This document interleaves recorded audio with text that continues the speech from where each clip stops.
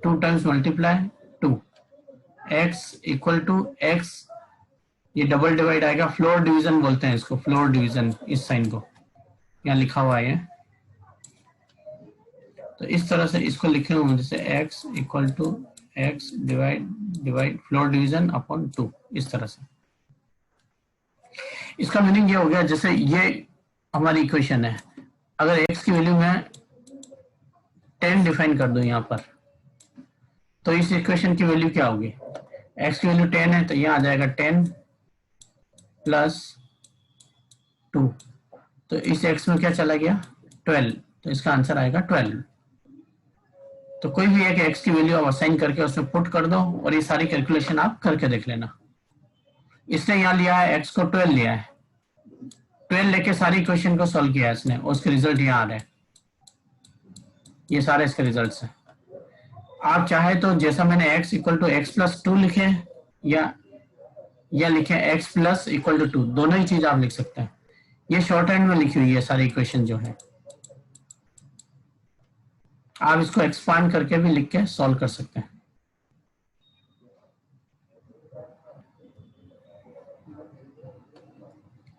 जैसे इसने दिया ये a equal to 6 a plus 5, तो a की वैल्यू हो गई यहाँ पर 6 प्लस 5 इक्वल टू आ जाता है 11, तो इस a को प्रिंट किया तो इसका रिजल्ट आ गया हमारा 11।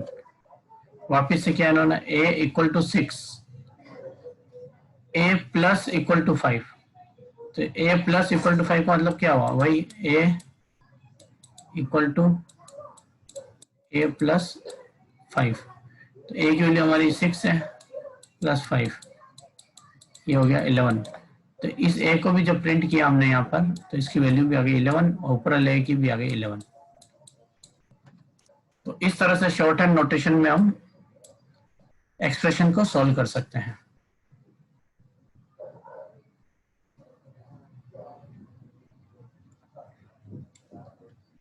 इनपुट वाला कमांड मैं ऑलरेडी बता चुका हूं पहले।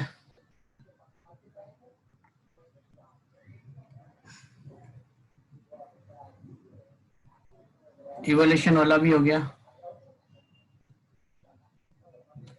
देखो इवैल्यूएट में ये जो फॉल्स आया है, ये वाला, ये इसलिए आया कि इवैल्यूएशन जो वर्क करता है वो कोटेशन वाले पे ही करता है। तो यहाँ जो 15 लिखा है ब्रैकेट में, ये जो 15 लिखा है, ये इसको स्ट्रिंग बनाना पड़ेगा पहले, तब जाके ये कैलकुलेट होगा नंबर्स में।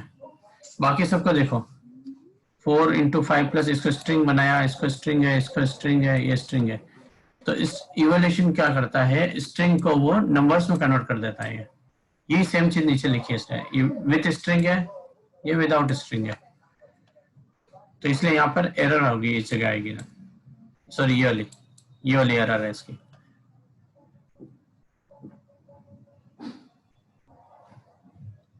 ये स्ट्रिंग नहीं है, हाँ ये नीचे भी इसी का लिख रखा है इन्होंने, argument can not be evaluated as a number.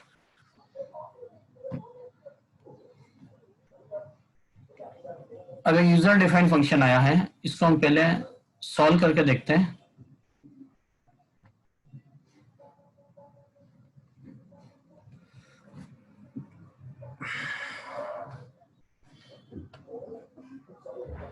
इसको हम एक बार लिख लेते हैं, प्रोग्राम बना लेते हैं पहले।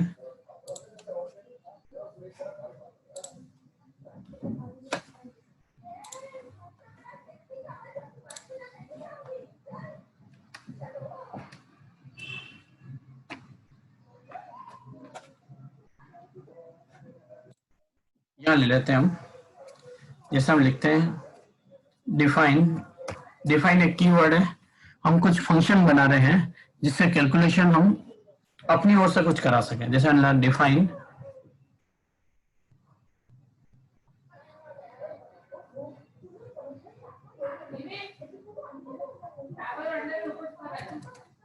एफएन एक ही फंक्शन नेम लिख दिया, आप चाहे जो नेम लिख सकते हैं यहाँ पर, इसके साथ कॉलन लगेगा, प्रिंट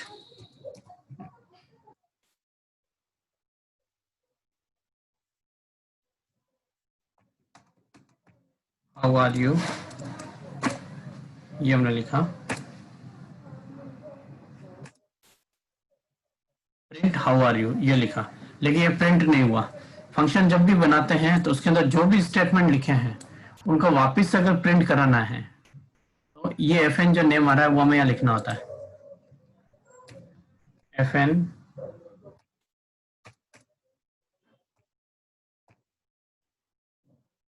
और ब्रैकेट भी चाहिएगा विदाउट कॉलन वाला।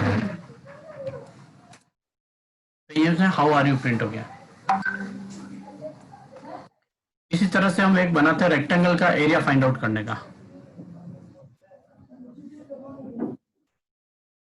डिफाइन, एक एरिया नाम दे देता हूं और इसको कॉलन लगा दिया।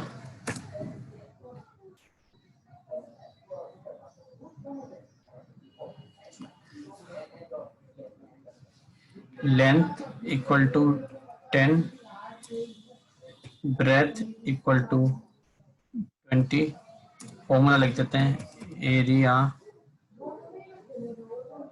ऑफ रेक्टेंगल आर लिख देता हूं equal to length into breadth. ये मेरा कंप्लीट हो गया पूरा, एंटर। अब इसको रन करना है तो एरिया ब्रैकेट, प्रोग्राम पूरा बन गया मेरा। डिफाइन कर लिया मैंने कि इस एरिया के अंदर हमने ये चीजें दी हैं। इस डिफाइन किए हुए एरिया को जब हमें रन करना तो यहाँ एरिया लिख के एंटर करें। ये एरिया किया और प्रिंट करते हैं इसको। प्रिंट लिखना भूल गया मैं, प्रिंट देखते हैं area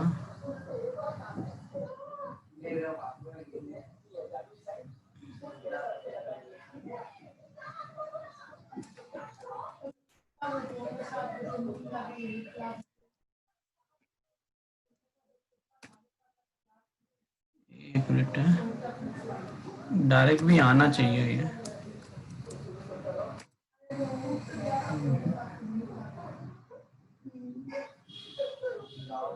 define area length equal to 10, breadth equal to 20, area length into breadth 10 into 20। अच्छा, इसमें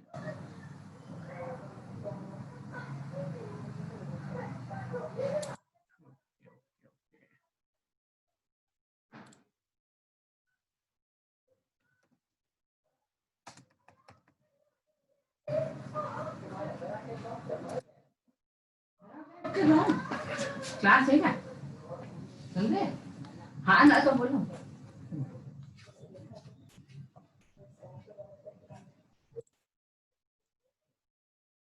एक इस प्रोग्राम को मैं फाइल में लेके देखता हूँ, यहाँ कोई प्रॉब्लम आ रही है।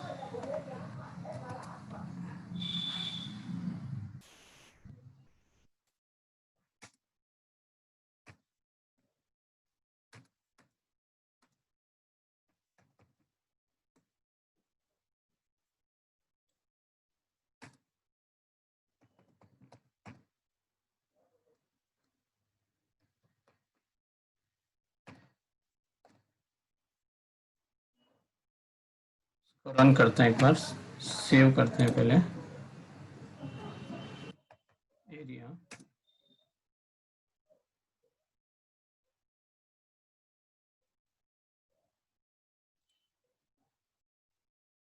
ये 200 आ गया इसका, देखो क्या किया, देखो एक बार वापस देख लेते हैं। पहले मैंने डिफाइन कर दिया एरिया, लेंथ ब्रेथ डिफाइन कर ली, फॉर्मूला मैंने लिख दिया लेंथ इनटू ब्रेथ। जो फॉर्मूला लिखा उसको मैंने प्रिंट करा लिया। जब इस प्रोग्राम को हम रन करते हैं तो सबसे पहले ये चीज रीड की जाती है, ये वाला पार्ट रीड किया जाता है। ये जैसे ही रीड होगा यहाँ से डायरेक्ट यहाँ जंप करेगा।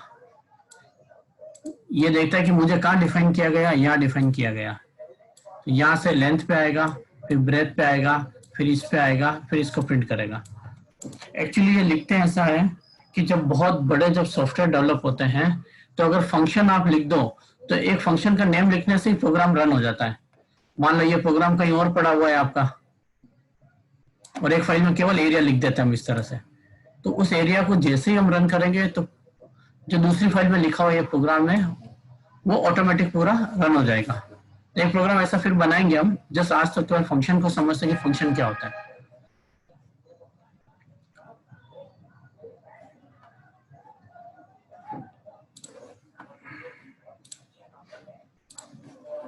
इन्होंने ऐसा ही कुछ किया है, देखो यहाँ डिफाइन किया है फंक्शन को, फिर उसने एक प्रिंट दे दिया, कैलकुलेशन कुछ नहीं, केवल प्रिंट दे दिया, और इसको कॉल किया यहाँ से फंक्शन 1 से। तो लास्ट में जो हम लिखते हैं वो कहलाता है फंक्शन कॉल। तो जैसे ही प्रोग्राम हम रन करते हैं फंक्शन 1 लिख के, तो ये डायरेक्ट यहाँ जाता है डिफाइन पर, और डिफाइन में जो भी पड़ा होगा उसको वो प्रिंट कर देगा। तो इसने जैसे ही ये लिखा तो ये प्रिंट होकर आ गया, I am learning function in Python, ये आउटपुट आ गया हमारा। एक और प्रोग्राम देखते हैं इसी तरह से, एक बनाया डिफाइन ट्राइंगल, प्रिंट एक स्टार लिया, प्रिंट में 2 स्टार है, प्रिंट में 3, प्रिंट में ये हो गए। अब इस प्रोग्राम को मेरे को रन करना है, तो ये ट्राइंगल नेम से मेरे को रन करना पड़ेगा वापस। नीचे की ओर हम ट्राइंगल लिखेंगे यहाँ पे, ट्राइंगल और ये ब्रैकेट, तो इन्होंने यहाँ लिखा है ट्राइंगल और ब्रैकेट। जैसे इसको ट्राइंगल ब्रैकेट लिख के एंटर किया, इन ब्रैकेट्स को बोलते हैं पैरेंथेसिस, ठीक है। ट्राइंगल और पैरेंथेसिस लिख के जैसे ही एंटर किया तो इस तरह से ये प्रिंट आ जाएगा आपका। एक और दे रखा है डिफाइन एरिया रेक्टेंगल, इस बार ब्रैकेट को ब्लैंक नहीं छोड़ा इसने, इसमें वेरिएबल लिख दिया ये 2, और लास्ट में कॉलन लगाना जरूरी है। Area equal to length into breadth कर दिया। रिटर्न एरिया, रिटर्न एरिया से मतलब है कि इसमें जो भी वैल्यू हो वो कैलकुलेट हो जाए और उनको रिटर्न कर दे, यानी प्रिंट कर दे। रिटर्न का मतलब वो प्रिंट कर दे। लेकिन इसको रन करना है, तो रन करने के लिए मेरे को वैल्यू भी चाहिए। तो एरिया रेक्टेंगल यहाँ लिखा हमने, एरिया रेक्टेंगल, जो नीचे नीचे हम कॉल करने के लिए लिखते हैं। तो यहाँ हमने 30,20 लिख दिया। तो ये पहले मैच करता है कि एरिया रेक्टेंगल कहाँ लिखा है, सेम ये लिखा डिफाइन में। आगे लेंथ लिखा है तो लेंथ में 20 चला जाएगा, ब्रेथ में 30 है तो 30 चला जाएगा इसमें। फिर रिटर्न एरिया पे आएगा, जैसे रिटर्न एरिया मिलेगा तो ये 600 इसको प्रिंट कर देगा। तो ये जो फंक्शन है इसमें कुछ पैरामीटर्स हमने दिए हैं यहाँ पे, जो क्या है 30 और 20। तो ये पैरामीटराइज्ड फंक्शन कहलाता है। और जो पहले ऊपर हमने किया था वो ब्लैंक था, उसमें कोई पैरामीटर नहीं था, विदाउट पैरामीटर था वो।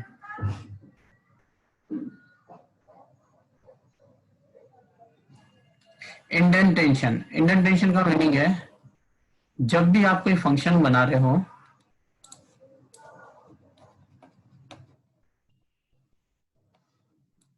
जैसे हमने फंक्शन बनाया, ये लाइन हमने लिखी फंक्शन की, एरिया उसके जस्ट अंदर आ रहा है, थोड़ा एरिया और रिटर्न इसके थोड़ा सा अंदर, इतना स्पेस देके हम लिखते हैं, इसको बोलते हैं इंडेंटेशन। कि यानी जो भी फंक्शन बना रहे हो उसके अंदर का जो भी स्टेटमेंट इस फंक्शन के साथ रीड कराना है वो थोड़ा अंदर की ओर आना चाहिए, राइट साइड में थोड़ा अंदर हो गया। तो इंडेंटेशन बोलते हैं इसको, कि हमें कोई स्पेस देना है। तो ये पार्ट है इंडेंटेशन का। जैसे मैंने फंक्शन बनाया था, ये देखो, इसमें define area, length into breath, area और रिटर्न एरिया अंदर आ गया। जब इन दोनों इससे वैल्यू मेरे को ट्रांसफर करनी थी, 2 वाली वैल्यू L में चली जाए और 3 वाली वैल्यू B में चली जाए, ये वही फंक्शन है सेम। 2 1 में L में चली जाए और 3 B में चली जाए। तो देखो इसको तो बिल्कुल इसके कंपैरिजन में बिल्कुल इक्विवेलेंट लिखा, मतलब एक ही अरेंजमेंट में बिल्कुल, और ये अंदर की तरफ है दोनों। तो ये दोनों अंदर शो कर रहे हैं कि ऊपर वाले फंक्शन के लिए वर्क कर रहे हैं ये दोनों, और नीचे वाला ये शो कर रहा है कि ये जो भी वैल्यू है ऊपर वाले पार्ट में सेंड कर दे वहां, या पास कर दे वैल्यू को।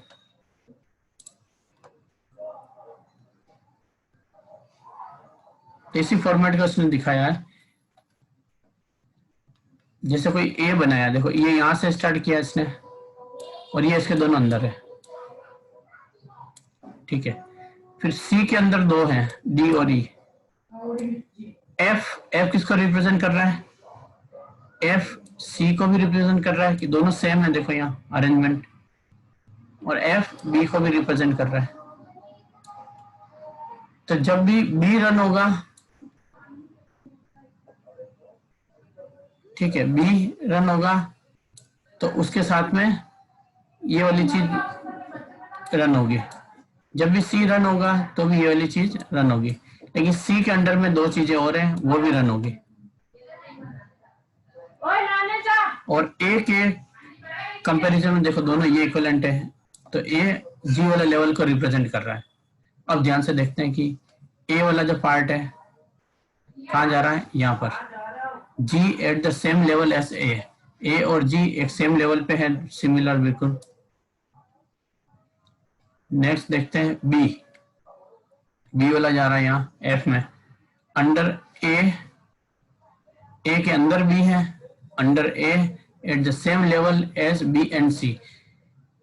बी क्या है, ए के अंडर में आ रहा है, इसी तरह से ए के अंडर में सी भी आ रहा है, तो under A at the same level B and C, तो ए के अंडर में बी और सी दोनों आ रहे हैं।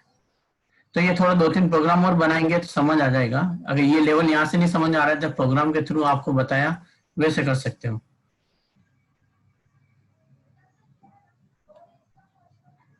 जैसे देखो इन्होंने क्या डिफाइन फंक्शन और ब्लैंक छोड़ा, ठीक है, और प्रिंट करके लिख दिया इन्होंने।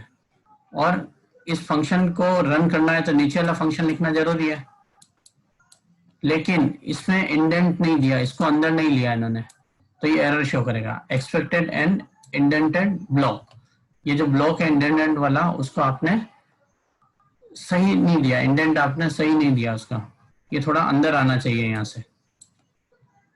तो इसको करेक्ट करने के लिए इन्होंने क्या किया, इसको अंदर कर दिया।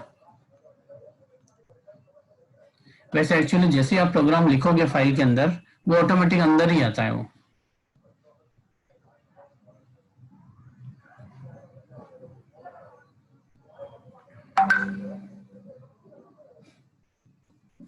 Rules and convention for writing Python programme. Python programme लिखते हैं तो हमें क्या क्या रूल्स होते हैं, क्या कन्वेंशन यूज करते हैं उसके लिए।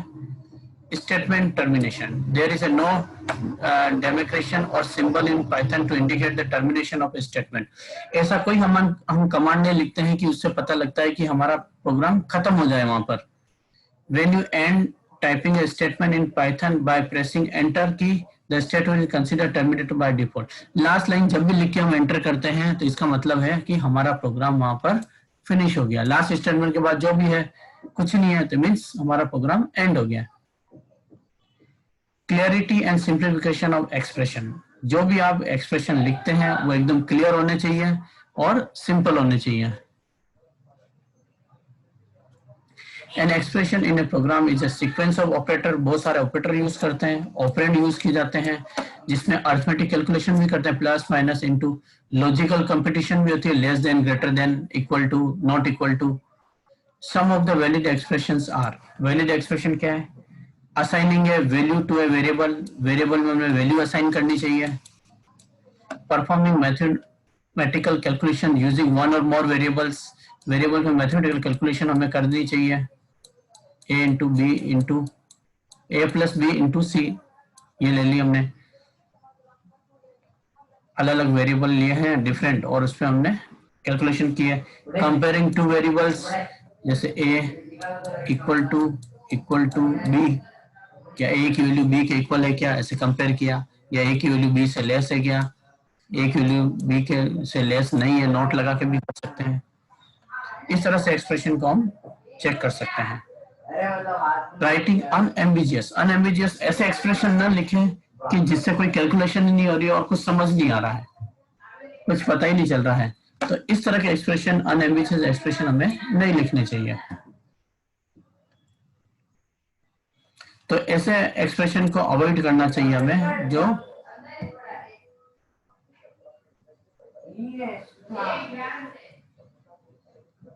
अनएम्बिजियस एक्सप्रेशन तो हमें लिखने चाहिए। एम्बिजियस का मीनिंग होता है कि कोई इस तरह के कैलकुलेशन आप ना लिखें कि वो प्रॉब्लमेटिक हो जाए। जैसे मैंने कर दिया a प्लस बी प्लस और c को लिख दिया मैंने कोटेशन में, यहाँ तो दो नंबर चल रहे हैं, उसमें क्या स्ट्रिंग प्लस थोड़ी होगी नंबर्स के साथ, तो ये हो गया एम्बिजियस, प्रॉब्लमेटिक हो गया। तो हमें एक्सप्रेशन बनाने चाहिए हमेशा unambiguous expressions। तो हमें avoid the usage of expression that give ambiguous result creating confusion, ये confusion create करते हैं। अवॉइड यूजिंग कॉम्प्लेक्स एक्सप्रेशन, कोई ऐसा बड़ा फॉर्मूला नहीं लिखे कि वो बहुत ज्यादा कॉम्प्लेक्स हो जाए।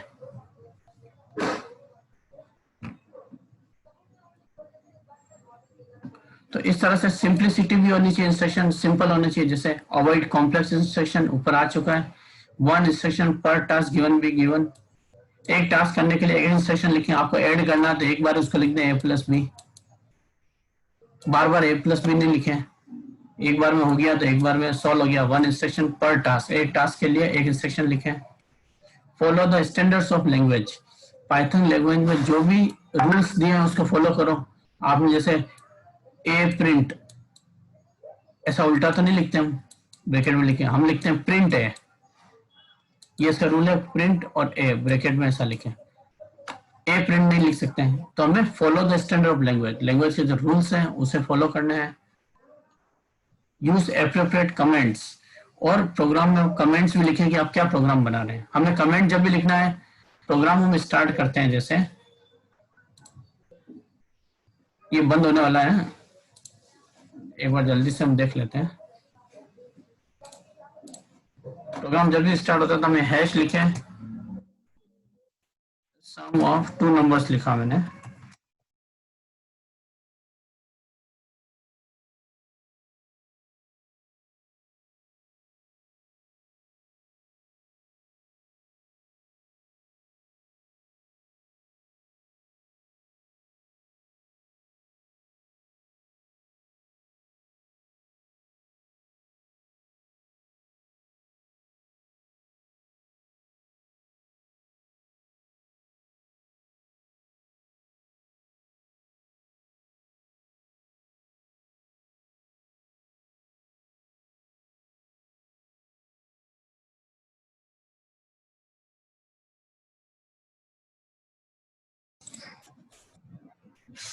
Yes good morning.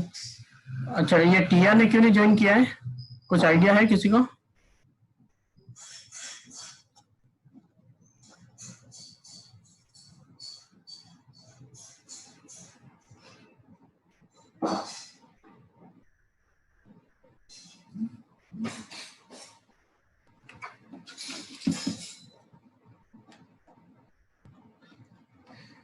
चलिए हम देख रहे थे simplicity instruction. The instruction given to a computer must be clear and simple. जो भी आप कमांड लिखते हैं या स्टेटमेंट या इंस्ट्रक्शन लिख रहे हैं वो क्लियर होने चाहिए, जिससे क्या कि कोई भी यूजर आपके अगर प्रोग्राम को पढ़ता है तो या उसके आउटपुट को देखता है तो उसको सारा समझ आना चाहिए कि ये किस बारे में लिखा है, so that any user reading those instructions should be able to understand them, वो easily understand कर सके। It has been observed that sometimes even the programmers fail to understand the logic of their own program after some time। कभी कभार क्या होता है कि पूरा लॉजिक प्रोग्रामर को ध्यान होता नहीं है और प्रोग्राम बना देते हैं। As a result, the maintenance and modification of such programs would become very difficult। फिर उसमें कोई चेंजेस करना होता है तो फिर समझ में नहीं आता है कि प्रोग्राम को कहाँ से चेंज किया जाए। Following are a few tips that should be kept in mind while writing the instruction set। जब भी आप इंस्ट्रक्शन लिखते हैं, प्रोग्राम बनाते हैं, तो आपके माइंड में ये बातें होनी चाहिए। Avoid complex instruction, ऐसा इंस्ट्रक्शन लिखें जो कि कॉम्प्लेक्स हो। Follow the standard of language, programming की जो भी स्टेप्स है, कहाँ प्रिंट देना है आपको, कहाँ फंक्शन बनाना है, कहाँ फॉर्मूला देना है, वो स्टेप्स आपको ध्यान होने चाहिए। यूज एप्रोप्रिएट कमेंट्स, और साथ साथ में कमेंट लिखते जाना चाहिए क्योंकि कौन सी लाइन किस चीज को शो कर रही है। इस कमेंट की अभी बात करेंगे हम। Keep the names of the variable short simple and meaningful. जो भी वेरिएबल्स आप देते हैं वो नेम शॉर्ट होने चाहिए। जैसे स्टूडेंट नेम ऐसा देना है तो हम इस तरह से देख सकते हैं S_name, ऐसे शॉर्ट में हम लिख सकते हैं स्टूडेंट नेम को। तो वेरिएबल नेम देखने से पता लगना चाहिए कि S name means student name है, समझ भी आना चाहिए, यानी मीनिंगफुल होना चाहिए, शॉर्ट होना चाहिए, सिंपल होना चाहिए और मीनिंगफुल होना चाहिए। मैक्सिमम लाइन लेंथ, जो भी लाइन आप लिखते हो, जो भी स्ट्रिंग आप बनाते हो, उसकी मैक्सिमम लाइन की लेंथ 79 कैरेक्टर की एक लाइन हो सकती है। फिर उसके बाद फुल स्टॉप या एंटर यूज करके नई लाइन लिख सकते हैं हम। lines and indentation. Block of code in Python are denoted by indentation. Indentation की कल बात मैंने करी थी कि हमने जो भी फंक्शन बनाया था, जैसे हमने इस तरह से किया था डिफाइन एरिया, एरिया वाला हमने किया था एरिया, तो प्रिंट थोड़ा हमने अंदर से दिया था इस तरफ से, तो इतना स्पेस हमने लीव करके फिर प्रिंट दिया। तो ये जो स्पेस हम दे रहे हैं ये कहलाता है इंडेंटेशन, ठीक है। और ब्लॉक, ये एक ब्लॉक हो गया, डिफाइन का एक ब्लॉक बन गया। डिफाइन के अंदर जो भी आपने लिखे हैं यहाँ स्पेस देके वो एक पूरा ब्लॉक बन जाता है। जैसे ऊपर मैंने बताया था ये ब्लॉक का ये वाला पार्ट, ये पूरा ए के ब्लॉक के लिए है, ये एफ के साथ है और सी भी एफ के साथ है और डी और ई एक साथ है। तो ए के अंडर में बी है और सी भी है, बी और सी दोनों ए के अंडर में, और सी के अंडर में डी और ई है। ऊपर वाले ए के अंडर में आपका एफ है, ठीक है। तो ये जो ये है ये सारे ब्लॉक हैं, ये एक ब्लॉक हो गया अलग से पूरा बी और सी का, डी और ई का एक ब्लॉक हो गया, इस तरह से ब्लॉक बन जाते हैं। तो इंडेंटेशन भी है और ब्लॉक भी है।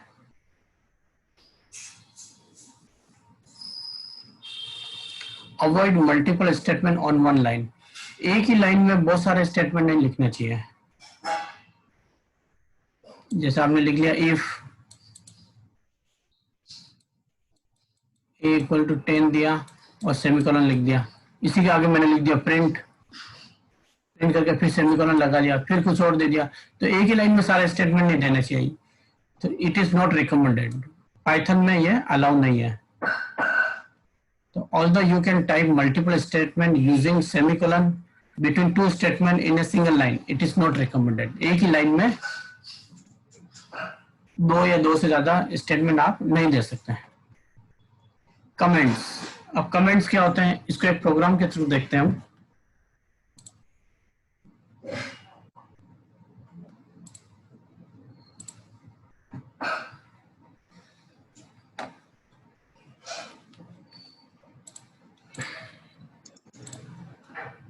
या मैं लिखता हूं hash find the sum of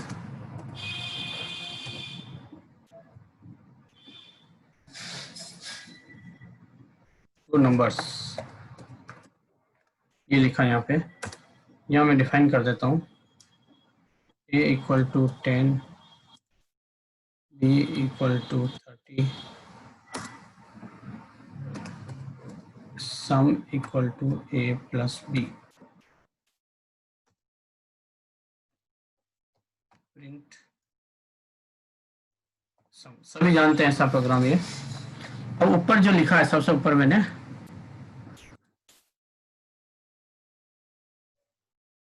hash लिख के फिर लिखा find the sum of two numbers. अभी तक हमने ऐसा कुछ भी नहीं लिखा, ये कमेंट, ये जस्ट शो टाइटल दे दिया हमने प्रोग्राम का कि ये दो नंबर का सम कर रहा है। जब हम प्रोग्राम को रन करेंगे तो ये लाइन लिखी हुई नहीं आएगी कि find the sum of two numbers. Program start होता है यहाँ से A B sum and print. A जैसे ये है, इसके आगे मेरे को कुछ लिखना है तो यहाँ मैं हैश लिख देता हूँ, फिर इसके बारे में लिख देता हूँ कि ये क्या कर रहा है। सम इज एडिंग टू नंबर्स, इसके आगे मैंने लिखा कि सम क्या कर रहा है, दो नंबर को ऐड कर रहा है। तो हर स्टेटमेंट के लिए आप कोई ना कोई कमेंट लिख सकते हैं। तो कमेंट आपको लिखना है तो वो हैश लिख के आपको देना पड़ेगा।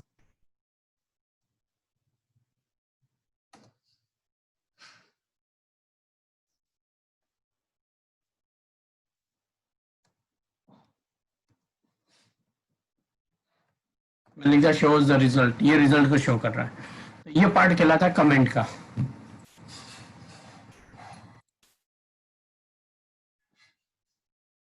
जैसे इसमें दिया है hash this is a single line comment, x equal to 10 दिया, y equal to x plus 100, इन्होंने लिखा hash value of x plus 100 यानी x प्लस 100 यहाँ दिया हुआ है is assign to a variable y, उसको y में हमने असाइन कर दिया दोनों को और प्रिंट किया।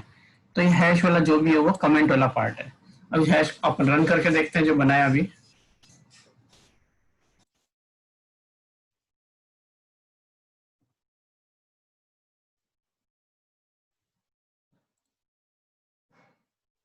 ये आ गया 40। हमने जो भी कमेंट दिए थे वो प्रिंट नहीं होते,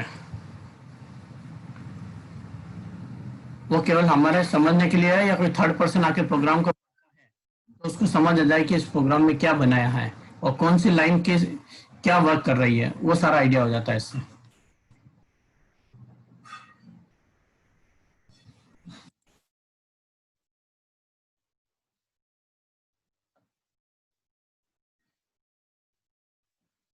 comment are statement in a script that are ignored by the Python interpreter, यानी कि कमेंट को इग्नोर कर दिया जाता है पाइथन इंटरप्रेटर से, पाइथन उसको इग्नोर करता है, मतलब प्रिंट नहीं करता। And therefore have no effect on the actual output of the code. Code जो भी कोडिंग हमने लिखी है उसका जो भी आउटपुट आ रहा है उस पर कमेंट का कोई इफेक्ट नहीं होता है। Comments make the code more readable and understandable for human beings. तो कमेंट लिखते हैं तो प्रोग्राम को रीड करना और समझना इजी हो जाता है। दिस मेक्स द रिविजन और modification of the code easier by the original author of the code and also by some new author who has been assigned the responsibility to modify it. जब कभी भी programme को वापस modify करना हो, एकदम से पूरा प्रोग्राम वापस से पढ़ने की जरूरत नहीं होती है। अगर आपने कमेंट प्रॉपर दिए हैं तो कमेंट को देखते ही आइडिया लग जाता है कि मेरे को यहाँ से चेंजेस करने हैं, चाहे वो आप खुद चेंज कर रहे हो या कोई अदर पर्सन उसको चेंज कर रहा हो। कमेंट्स आर नॉट नेसेसरी, हमें जरूरी नहीं कि हम कमेंट दे ही दें, ये हमारे ऊपर है कि हम प्रोग्राम को कितना अच्छा बना रहे हैं। अगर आपको लगता है कि मेरे को कमेंट देना चाहिए तो कमेंट दें आप। तो इसने ये लिखा, comment are not necessary in script but this are highly recommended if the script is too complex. अगर प्रोग्राम बहुत टफ है कि आपको लगता है कोई थर्ड पर्सन उसको पढ़े तो समझ नहीं आएगा, तो आप उसे कमेंट दे सकते हैं। If it is to be reviewed by multiple people over an interval of times, तो मल्टीपल पर्सन भी इसको रिव्यू कर सकते हैं easily. A comment in a Python start with a hash symbol anywhere in a line and extend till the end of the line. हम कहीं भी इसको दे सकते हैं। तो कोड का एग्जांपल दिया है, डिस्कस कर लिया हमने। तो ये आपका 4th चैप्टर कंप्लीट है पूरा।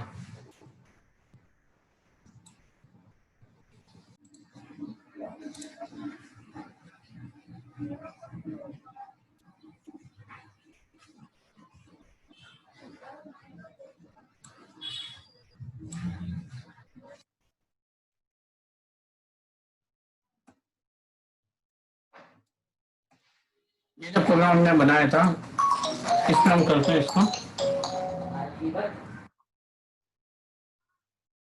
a plus equal to b,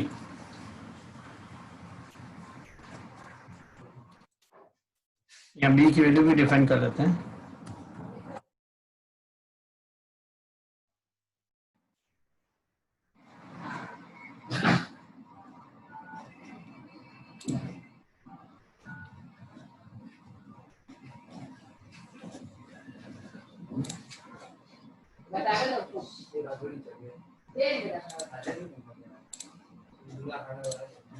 वो अच्छा बना है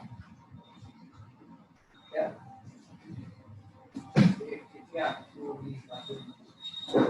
कब रहेगी और आप ही रास्ता